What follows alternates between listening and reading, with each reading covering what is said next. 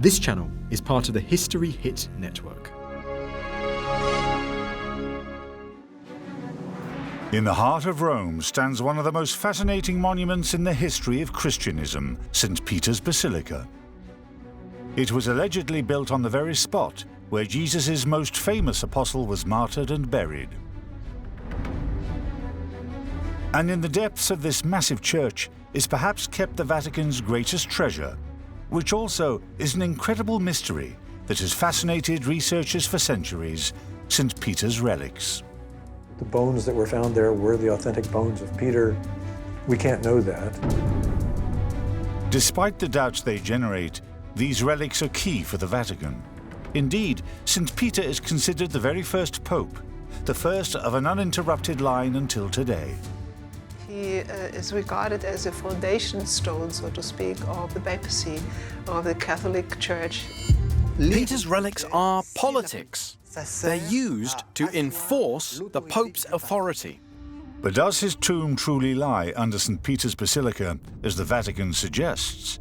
Did he even die in Rome? For 2 millennia, the true story of St. Peter has been subject to controversy. We're not absolutely 100% certain that Peter ever came to Rome, so that makes the existence of the bones slightly problematic. But beyond the relics, the Prince of the Apostles is also a very mysterious character, able to both betray Jesus and yet become the new head of Christianism. During the last couple of years, the quest to discover the true St. Peter has seen unexpected developments. Archaeological excavations in Israel have given important clues to help solve the riddle behind his place of birth, the legendary city of Bethsaida. This reliquary goes very well with the description that this is the village of the 3 apostles. In Rome, new bones have been found more than 3 kilometers away from the Vatican, a new twist in the adventure of St. Peter's relics. You see, there's Petrus written. When I saw this, I felt we had found a great treasure. From Israel to Rome and through Turkey, we have to follow in St. Peter's tracks to find out historical and archaeological clues he left behind, in the hope of finally solving his many mysteries.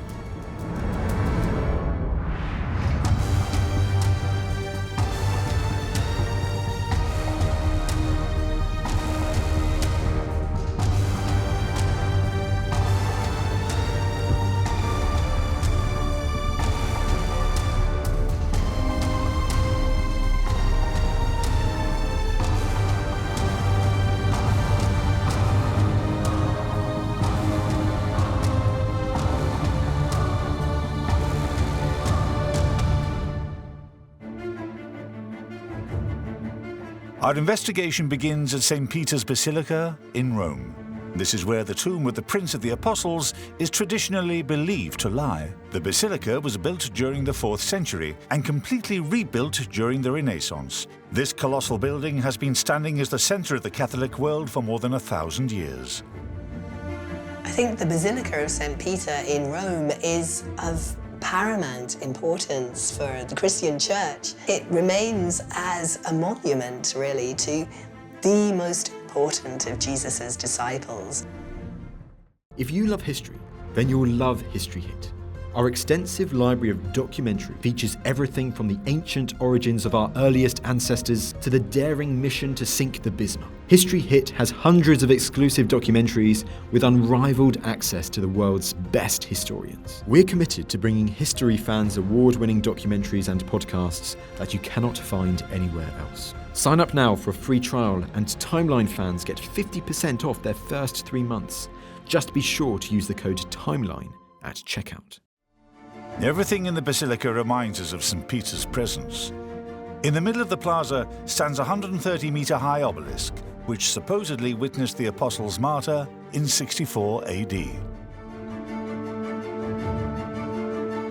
At the end of the nave is Peter's pulpit. According to tradition, this is the chair Jesus' disciples sat in as the first pope.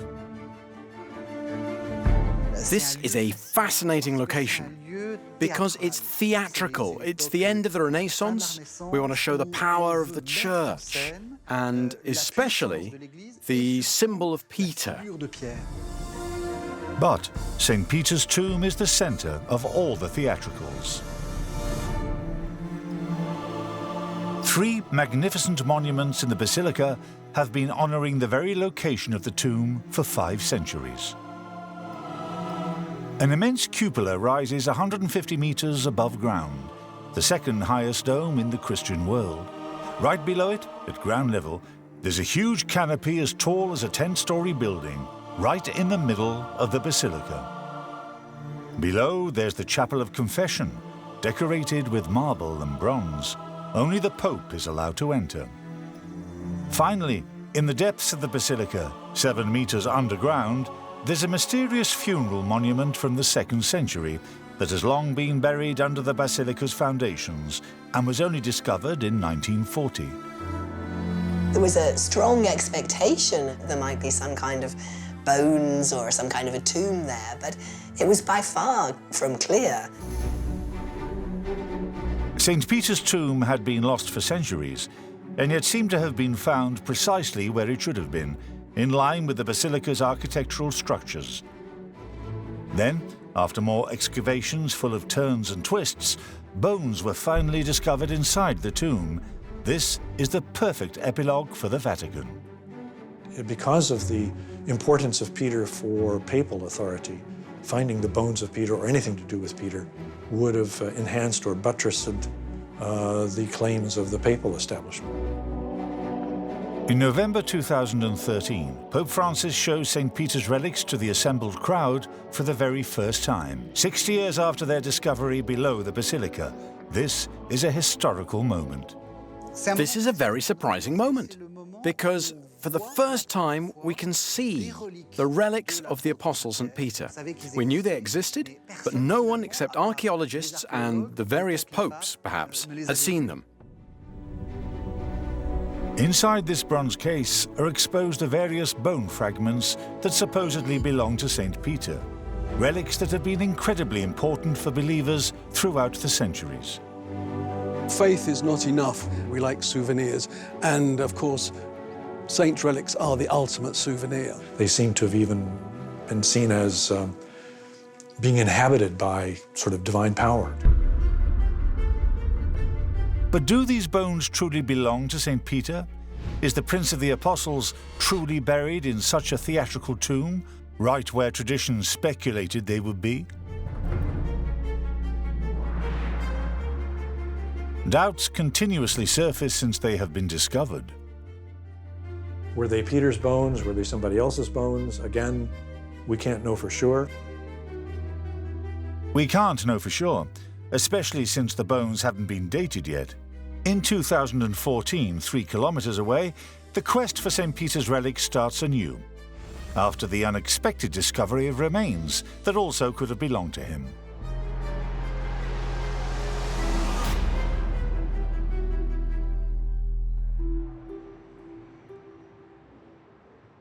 Massimiliano Floridi belongs to a very old family from the Roman nobility. He witnessed this discovery in an unexpected place. Far away from the luxury of St. Peter's Basilica, the last twist in the quest for St. Peter's relics took place in a modest church in Rome. In 2014, the 1,000-year-old church of Santa Maria in Capella is undergoing restoration work. That's when the workers discovered something peculiar near the altar. We were quite surprised when we discovered that the altar was hollow. And inside the hole we found 2 terracotta pots that looked very old indeed. One of the 2 pots catches his eye immediately. On the lid are carved the names of the very first popes in history: Anastasius, Cornelius, and the most famous of them all, Peter. The most amazing thing is that we can see the name of Peter here. You see, there's Petrus written. When I saw this, I was really excited. I felt we had found a great treasure. Inside the urns, Massimiliano Floridi discovered many bone fragments, which are now sealed away. There were many bone fragments. I don't know what part of the body they belonged to, but they were clearly human. The discovery was like a shockwave.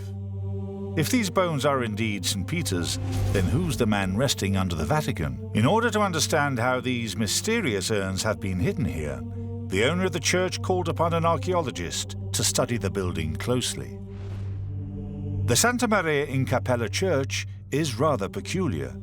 Tombs and bones from the Middle Ages were found there, and many paintings and statues representing St. Peter can be found everywhere.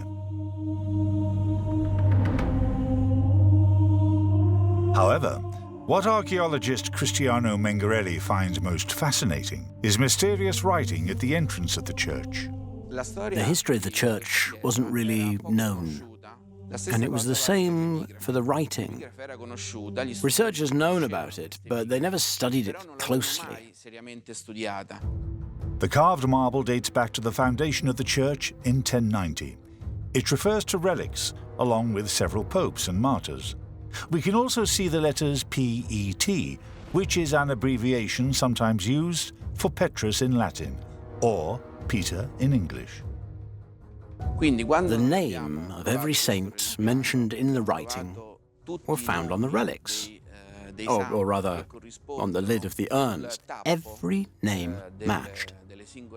And so we deduced that the writing and the reliquary were reliable.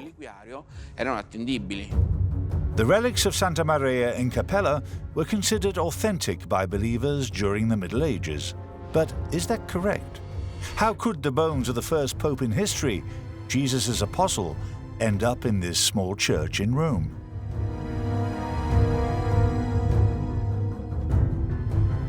By studying the writing closely, we can see a date, 1090. And there's a name too, Pope Urban II. And so, the Pope himself put the relics there. And Urban II isn't just any Pope.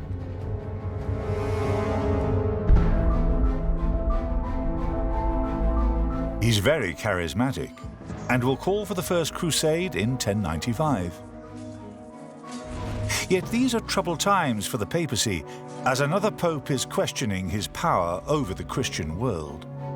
Urban II found a solution to enforce his legitimacy in Rome: St. Peter's relics. He who used the image of St. Peter to tell the world that he was the only true pope. For he who owns St. Peter's relics is obviously the person in charge of leading the Church of Rome. If someone was ever able to access the bones of St. Peter, it was probably the Pope. But was he truly able to steal the bones from the tomb of the Vatican, or are these relics fake, used by Urban II in his quest for power? In order to be sure, Massimiliano Floridi wanted the bones from Santa Maria in Capella to be analyzed in a laboratory, yet his request was quickly blocked by the Vatican's veto. Since we're in Rome, we have to await the decision from the Pope and his curates. And they chose to prevent an analysis from taking place. Such analysis could indeed prove embarrassing for the Vatican, because if these are indeed the true relics of St. Peter, then the authenticity of the bones the Pope presented could very well be questioned. But why are St. Peter's relics such an important stake for the papacy? And how could this modest fisherman from Galilee, the one who denied Jesus, become so important in the history of Christianism? It seems we'll have to decipher the unique relationship between Jesus and St. Peter as told by the Bible.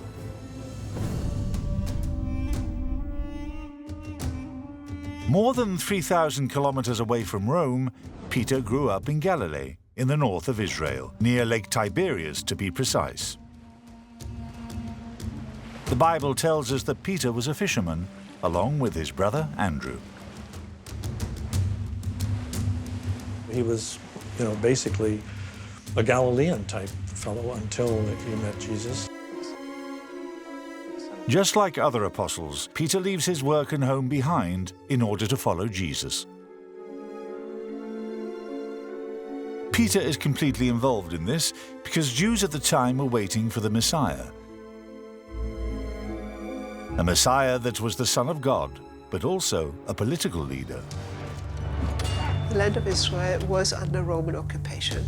They wanted to be free, and they expected that the Messiah would free them. Peter, like other Jews, is hoping for is a kind of a Messiah figure, someone anointed by God to do his purpose. During the 3 years before the death of Jesus, Peter quickly becomes the leader of the apostles. He is quoted more often in the Bible than all other apostles together, and his charisma makes him the ideal spokesperson. There's clearly a very close personal relationship between Jesus and Peter. Peter is utterly devoted to Jesus and will do anything for him. The Gospel tells us that Jesus, in return, gives Peter a very important power that will truly make him the Prince of the Apostles. That power is symbolized by keys that Peter is often represented holding in his hand. These are the keys to heaven. It'll become some kind of popular tradition. Peter as the doorman of heaven, someone who opens and closes the door to paradise. But that's not what the text is about. The Bible gives a much more mysterious explanation of this power. Whatever you bind on earth will be bound in heaven. Through this enigmatic formulation, Jesus bestows upon Peter a huge responsibility: to judge souls, to forgive sins, or to condemn to hell for all eternity. If you forgive somebody the sins, heaven will forgive them, and if you don't, heaven will not forgive them. So it is that Jesus gave Peter a very, very dominant and important role in amongst the disciples. In order to mark this key event in Peter's destiny, Jesus will give the Prince of the Apostles a new name, the name we know today.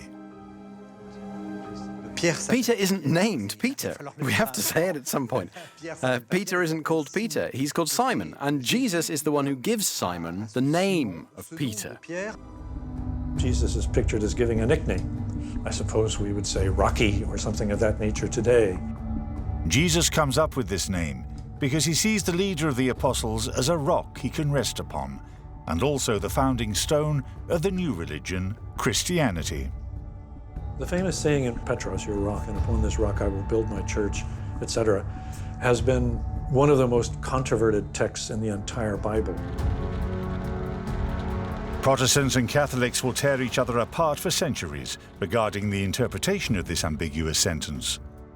Catholics believe this sentence enforces the idea of a hierarchy, of a church with a leader designated by Jesus himself.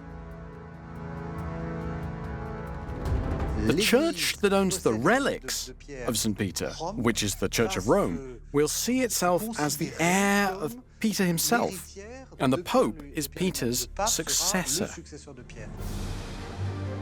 And that's why representations of St. Peter, the first Pope, can be found everywhere in the Vatican, and also why the Apostles' relics have been key for the last 2,000 years in justifying Rome's place at the center of Christianism.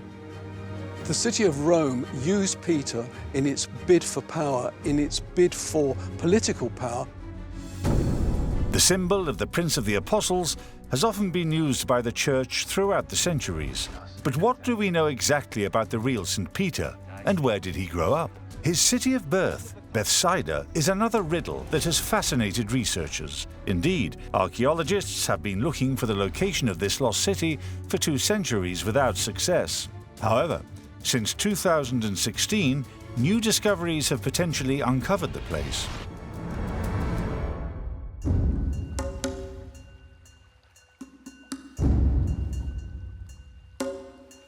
According to the Bible, St. Peter was born in Bethsaida, in the north of Israel, a city very close to Lake Tiberias. This is also the birthplace of 2 other apostles, Andrew and Philip. However, for over 1,000 years, the city has been abandoned and its ruins buried underground. Estelle Villeneuve tracked the archaeological quest of the various holy places from the Bible, and Bethsaida is indeed one of the last riddles.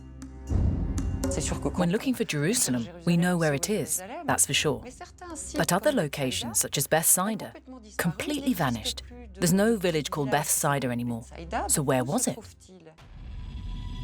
The Bible locates Bethsaida in the north of Lake Tiberias in Israel, but archaeologists never managed to agree on the exact location. However, everything changes when, during the 80s, a team of archaeologists identifies a promising site east of the Jordan River, Et Tel. A massive excavation is organized, and after 10 years of work, they successfully unearthed the ruins of a village. We found remains from the Roman period, including houses in which we found fishing equipment. So we can conclude that there were fishermen living in Et Tel. So there was indeed a village where fishermen lived. And that's all it took to officially identify the place as Bethsaida. But is this truly St. Peter's birthplace? For years, one archaeologist had his doubts, because Et Tel is 2 kilometers away from the shore. The name of Bethsaida means the house of the fishermen. It makes much more logic to assume that a village named the house of the fishermen will be on the shore of the lake. Mordecai Aviam is convinced that the remains of Bethsaida lie elsewhere. Since 2016, he's been doing research on another site called El Araj and located 2 kilometers away from Et Tel, much closer to the shore, and discoveries have been piling up. And this is a mosaic from the Roman period, probably from a Roman bathhouse. That is something very typical to urban centers rather than to rural villages. These remains of a Roman bathhouse were found exactly here, 4 meters underground. The archaeologist sees it as a key clue. Ancient texts say that Bethsaida was promoted to the rank of Roman city during the 1st century, which was a rare occurrence in the region. But in order to be sure that these are indeed the remains of St. Peter's city, Mordecai Aviam is looking for another major clue, the signs of a church mentioned in a text from the 8th century. In the beginning of the 8th century, a traveler by the name of Willibald, wandering for the holy sites in Galilee following Jesus, and on the way he says he crosses Bethsaida, and there is a church for the apostles. For almost 1,000 years, we had lost track of this church built to honor the 3 apostles. It almost seemed like a legend. But Mordecai Aviam discovered a fragment of marble that was buried. It may not look like much, but it could turn out to be the long-awaited proof. We have here a piece of marble from a Byzantine period chancel screen. And it was a large table, was standing like this. There's no doubt we have here the remains of a church. The ruins of the walls supposedly belong to a monastery next to the church. It will take several more years of careful excavations to fully uncover the building. But more surprises await the archaeologist. During the summer of 2018, he discovered a piece of carved rock that he believes to be a reliquary, more than 1,300 years old. Its design makes it very clear to me that what we have here is a reliquary. It is divided into 3 boxes and goes very well with the description that this is the village of the 3 apostles, Peter, Philip, and Andrew. At the time, reliquaries were indeed often carved in stones, and so each of the 3 cavities was perhaps used to expose a relic from each of the 3 apostles of Bethsaida, Peter, Philip, and Andrew. But what relic from St. Peter could the faithful worship here, more than 3,000 kilometers away from the Vatican? And people in the Holy Land cannot go to Rome to see St. Peter's tomb, so anything that has to do with the person itself can be in the reliquary, not necessarily bones. Was this reliquary used to keep an important item that belonged to St. Peter? We'll have to wait for more excavations in the years to come if we want to know more on the subject. However, the clues found so far already seem to indicate that this is indeed the original Bethsaida. The discovery of a Roman bathhouse, the remains of a church, and the reliquary match perfectly what we know about St. Peter's city from historical sources.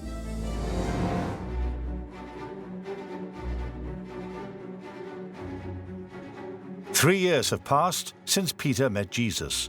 We are now in Jerusalem, on the day before the crucifixion. Standing above the city, the Church of St. Peter in Gallicantu commemorates the darkest moment in the life of St. Peter right after Christ was arrested. This church is here to commemorate the judgment of Jesus by the high priest, who will sentence him to death, and also the place where Peter, who followed Jesus, will deny him 3 times. The current church was built in the beginning of the 20th century on the ground where Jesus was likely judged, and St. Peter denied him, the house of the high priest Caiaphas. Starting during the 5th century, 4 sanctuaries have been built here one after another. It shows just how much that event in the Bible has left a mark on the faithful. In the depths of the church, a holy place has been preserved throughout the centuries. This is the prison, where Jesus was supposedly locked in the last night before his death. The only access at the time was through this hole, and he was probably brought down from there. Around the hole, we can see 3 crosses carved in the stone. They probably indicate that the person brought through that hole was the Christ. And these crosses date back to the construction of the church in the year 450 AD. And just as Jesus was being locked in here, right outside the house in this courtyard, Peter's betrayal happened. And there were some women, and they heard him talking to other people and said, "Oh, your accent sounds like you are like one of them who was with Jesus." And then Peter said, "I don't know this man." And he said it 3 times. He actually seems to pronounce a curse upon Jesus, be cursed, in some sense. So it's a pretty profound denial. And so, Peter abandons his master right before his death on the cross. This event clearly shows the contradictions within the apostle and a personality that isn't as strong as one could imagine. He's quite impetuous, he rushes into things, but sometimes he loses his courage and he's not quite as good as he thinks he is. He is not a perfect person. Jesus is perfect, but Peter is not. The denial could have been an abrupt end to St. Peter's destiny. But on the contrary, this will show him as a human character with weaknesses that many Christians will be able to identify with throughout the centuries. Perhaps in a way, that's the point, that it's not somebody who's perfect. It's somebody who has failed, but still picked himself up and tried again. So Peter, in a way, is like all of us. After Jesus' death, St. Peter will have to face his weaknesses in order to carry out the mission he was given, to create Christianism. And it's really Peter who starts the whole missionary activity. And so he plays a crucial part in the very earliest spread of Christianity. Within 30 years, what was but a small local and trivial movement will spread to the east and all around the Mediterranean Sea. Christianization has started and will deeply change the face of the world. Look what happened. Billions and billions of people believe in Jesus Christ today, and it all started from this little Jewish sect. In order to fulfill his destiny as the new head of Christianism, tradition tells us that St. Peter went to Rome to spread the religion. This is the city to conquer. Once you're in Rome, you're at the heart of the Roman Empire. I think at some point, everybody would have thought, we've got to go to Rome. Throughout the centuries, the Vatican based all its power on the visit and death of St. Peter in Rome. A giant basilica was built on top of the tomb of the first pope in history. And yet, the Bible never mentions any travel of St. Peter to Rome. It's actually a huge silence that we have. Christian tradition has said that he went to Rome and that he was martyred there, but there's actually no evidence in the Bible for that. The death of the Prince of the Apostles has been an incredible riddle for 2,000 years. A mystery the Vatican will try to solve in the middle of the 20th century by starting colossal excavations in the depths of the St. Peter Basilica in Rome, in the search for the tomb and relics of St. Peter. The discovery of the bones was considered absolutely essential for securing Peter's existence in the city. To confirm that St. Peter came to Rome, tradition uses the tragic tale of his latter days, his arrest during a deadly fire and his death on the cross upside down. But what is actually true in this legend? And what can we learn from the latest historical research on the places Peter has visited? From the place he was martyred to his final resting place, his tomb.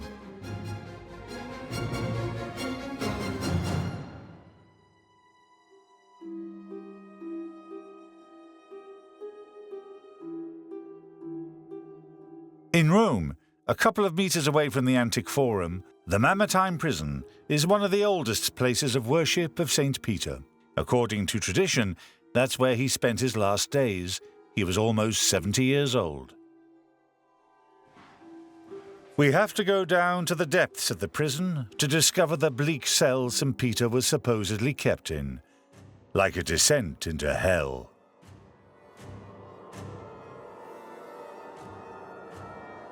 The conditions were awful. Here we can see holes in the walls, and that's because there were chains, and the prisoners were attached to them. That prison, dug in the ground, is almost 2,700 years old. This is the most famous and most terrible prison of the whole Roman Empire. Prisoners locked in here, in this humid and dirty cell, could stay there for years before dying of cold, hunger, or disease. Such a foul fate awaited the worst traitors of the Roman Empire. This was the prison of the Roman state, the high-security prison for political prisoners. Vercingetorix, a Gallic king, was locked here for more than 6 years before being executed by Caesar. But what could St. Peter have done to deserve being locked in such a dark prison, reserved for the worst enemies of Rome? The Catholic tradition shows St. Peter's death as something exceptional. Indeed, the Prince of the Apostles was supposedly found guilty of the worst fire Rome had ever known. The traditional story about Peter's end is that he was taken up in the Great Fire of Rome. The story told by Latin historians of that time, along with archaeological excavations, proved that this great fire indeed happened. During the summer of 64 AD, 3/4 of the city went up in smoke. Thousands of Romans died in the flames amidst total panic. This fire in Rome has been a trauma. We shouldn't forget it. It almost shook. No, it did shake the authority of Emperor Nero. Historians today agree more or less that the fire was probably an accident, but at the time, a rumor is spreading in town that the emperor himself set Rome on fire in order to rebuild his ideal city, Neropolis. In order to deflect public discontent and save his power, Nero finds a scapegoat.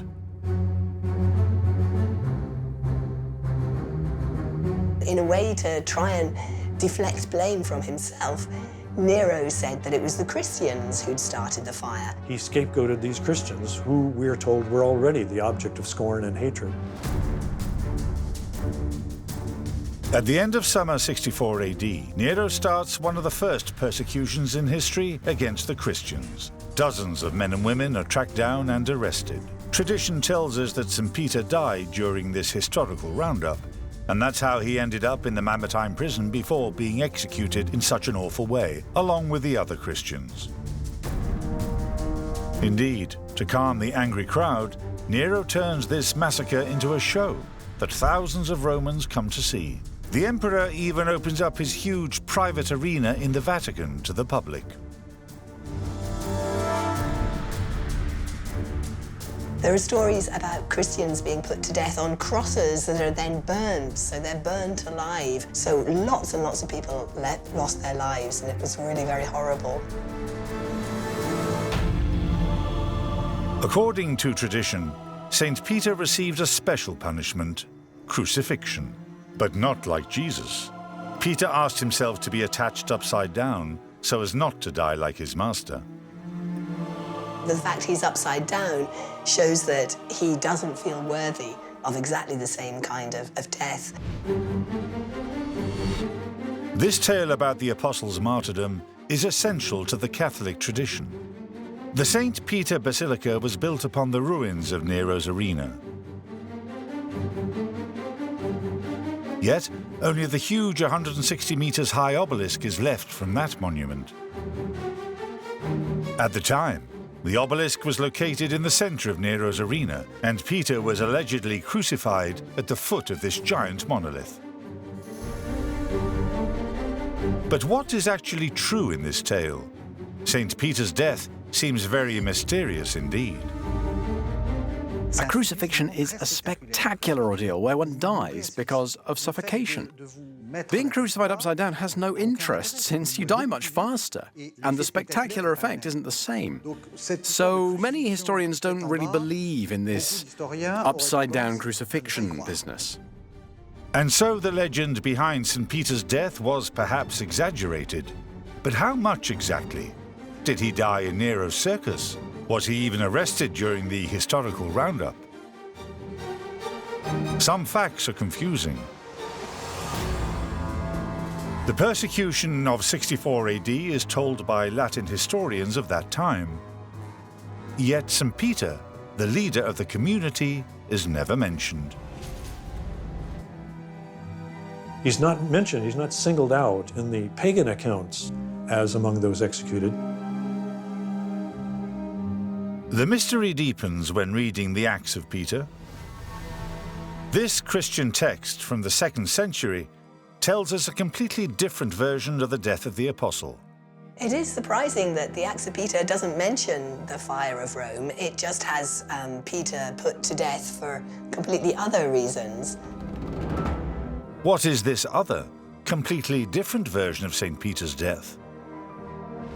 In order to find out, our investigation brings us to the Via Appia, the 500-kilometer-long ancient road that connects Rome to the south of Italy. This is where the final part of the Acts of Peter took place. The text says that St. Peter took the Via Appia in order to escape from Rome. It seems he felt threatened in the capital. But the causes are completely unrelated to the Great Fire of 64. Peter is persecuted, according to the Acts, because of the way he had managed to convert a number of high-class Roman citizens to Christianity and was preaching against Roman mores, and particularly was preaching chastity, which of course the upper-class Romans did not like at all. When, on the Via Appia, the apostle seemed to suddenly change his mind. According to the Acts of Peter, Jesus came to him and convinced him to accept his martyrdom. And so he went back to Rome to give himself up. The Acts of Peter are interesting for the things that they don't say rather than what they do say.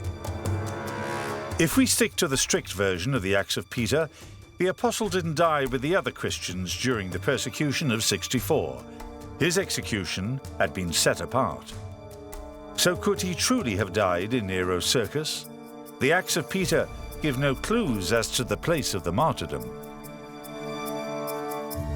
During the Middle Ages, the mystery regarding this place is so intense that a brand new theory comes up. 1,500 meters away from the Vatican, there's another church asserting that it was built on the site where St. Peter was crucified, San Pietro in Montorio. The King of Spain himself had this magnificent building built in the beginning of the 15th century. He is convinced that St. Peter was executed here rather than in Nero's circus, and it all started from a mysterious Latin word. The traditional story about Peter's crucifixion says that he was crucified upside down, inter duas metas. For a long time, we translated meta as a boundary marker used to mark the end of the track in an arena which matches the official version. But at the end of the 14th century, researchers highlight that the word meta has another, very different meaning. They started to re-examine the idea of the meta and found that the word meant a pyramid. They decided that perhaps Peter was not crucified in a circus, but midway between two pyramids. During St. Peter's time, there were indeed two pyramids in Rome, about 3 kilometers apart. About halfway between them, researchers found a site on the hill of the Janiculum. This is where the San Pietro in Montorio church is built. This other location for St. Peter's martyrdom may seem strange, but at the time, it was a serious candidate. In 1445, the Pope ordered the carving of a representation of the Apostles' martyrdom on the bronze doors of St. Peter's Basilica. We can see there are two pyramids depicted. We can see Nero condemning Peter for crucifixion, and we can see the cortege snaking up the Janiculo hill. This theory that dates back to the end of the Middle Ages cannot be confirmed, of course, but it gives rise to doubt. For 2 millennia, the location of St. Peter's martyrdom has been debated, as it is closely connected to the fate of his relics. Indeed, 1,000 years before, Emperor Constantine used the tale of Nero's arena to state that he had found St. Peter's tomb. And during the 4th century AD, he ordered the construction of the first St. Peter's Basilica. Constantine, the emperor, seems to have been built over the grave of Peter, or at least that was believed to be the grave of Peter. Why is Constantine convinced that St. Peter was buried on the hill of the Vatican? Did he truly find the original tomb?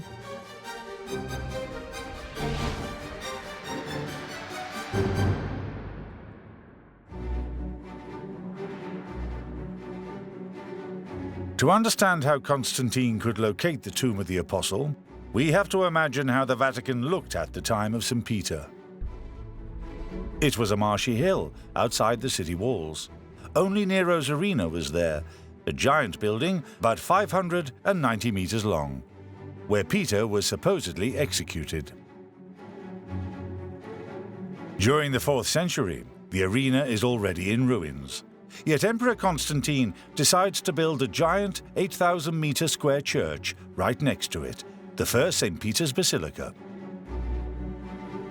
The construction is an incredible feat of engineering, as the land is incredibly hostile, but Constantine insists on building the church here and nowhere else.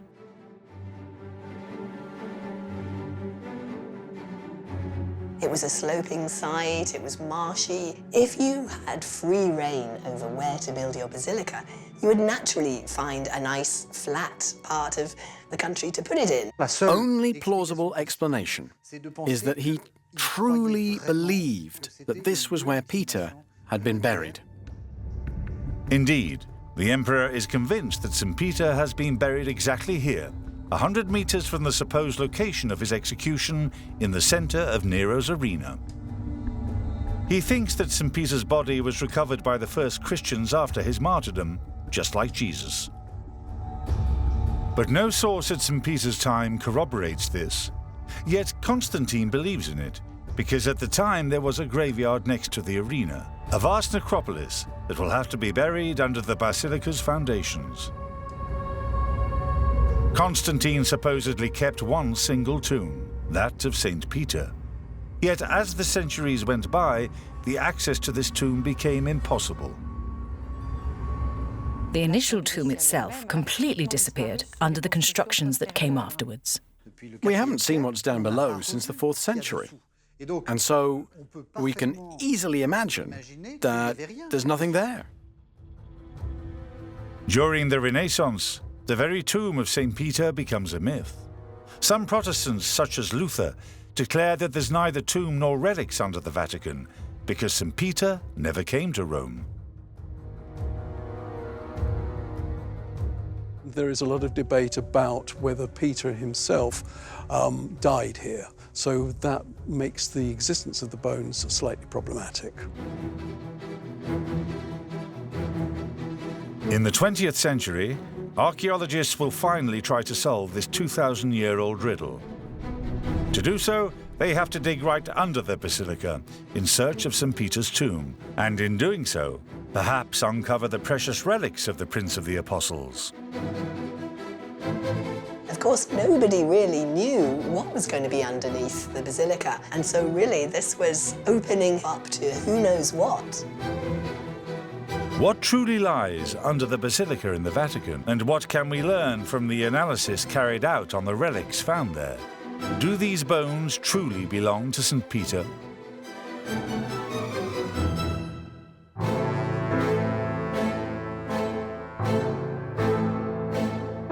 The history of these extraordinary excavations begins in February 1939, right before World War II. In 1939, Pope Pius XI dies, and in his will, he asks to be buried as close as possible to the tomb of St. Peter. The new Pope, Pius XII, will do everything he can to respect the will of his predecessor. On the 28th of June 1939, he orders tricky archaeological excavations that will last 10 years. They have to dig under a 22,000 square meter basilica that could collapse under its own weight at any time. Digging below St. Peter's Basilica was probably a rather difficult adventure because it could destabilize the building. The excavations are very secretive, very discreet. People shouldn't know too much about it, and it absolutely couldn't disturb the worship. 7 meters underground, archaeologists unearthed a vast necropolis with many mausoleums, a massive city of the dead buried. So there was indeed a graveyard next to Nero's arena, where the corpses of the Christians executed in the arena could have been buried. Yet the most important archaeological discovery was yet to come. They find a peculiar arrangement, some kind of small dedicated space within the mausoleums, and against a wall painted red, they find some kind of small monument. The building is in ruins, but today we're able to reconstruct an image of the original monument. It was a rather simple mausoleum, about 2 to 3 meters high with small columns on the sides. Is this St. Peter's tomb? That's what Emperor Constantine believed during the 4th century in any case, because this building was found right in the center of the first St. Peter's Basilica. It was treated as a place of pilgrimage to Peter's honor, and that becomes kind of the archaeological seed from which the subsequent basilica grows. However, the date the monument was built is problematic. It seems to date back to 160 AD, which is 1 century after Peter's death. Could this building truly be a tomb? Or is it rather a symbolic funeral monument built to worship St. Peter? To prove that it is indeed his tomb, archaeologists looked for bones inside the monuments, but they didn't find any. So where do the relics shown by Pope Francis in 2013 come from?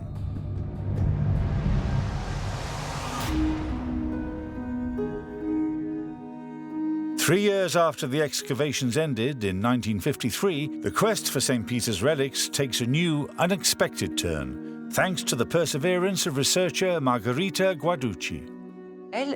She believes the tomb is authentic, and she convinces the Pope that they need to undertake new excavations, which she'll be in charge of.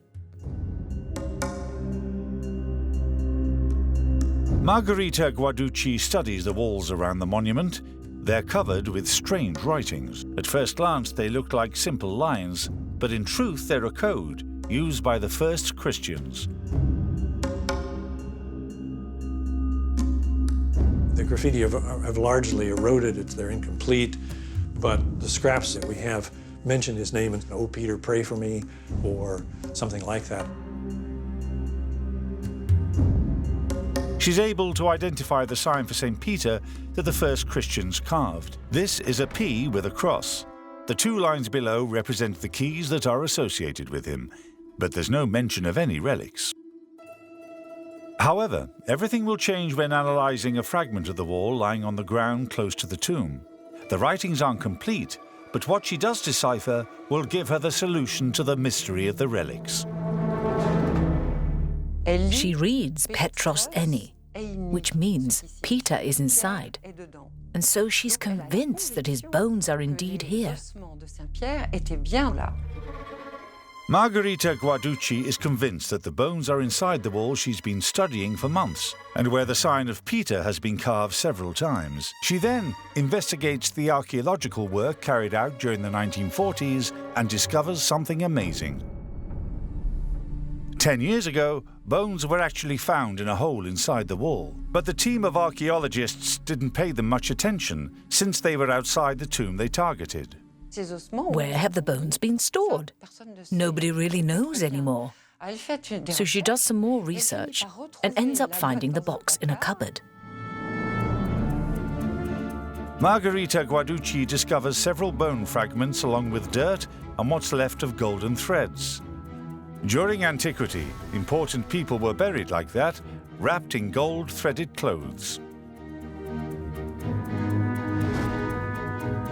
The bones are handed over to an independent laboratory to be analysed, and the conclusions seem promising. Anthropological studies confirm that they're all bones from the same man. A sturdy person, rather old. Everything seems to fall into place. Peter was a fisherman, so he was probably sturdy. And the man is estimated to have been around 70 years old when he died, which is about Peter's age. This is the perfect epilogue for the Vatican. In 1964, Pope Paul VI, who took over after Pius XII, announces officially that the tomb and relics of St. Peter have been found again.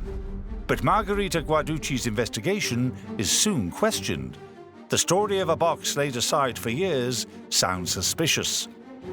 How did the bones end up inside the wall? And what happened between Peter's death and the construction of the funeral monument during the 2nd century?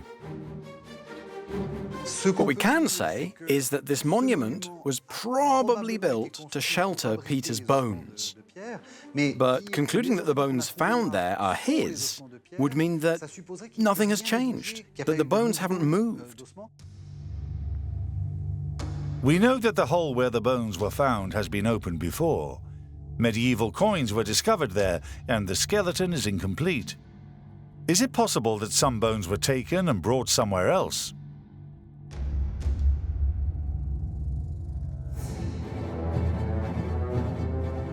This would match the story of the relics in Santa Maria in Capella, the church in Rome where peculiar urns were unearthed in 2014. Archaeological analysis carried out here tells us that Pope Urban II brought the bones here during the 11th century.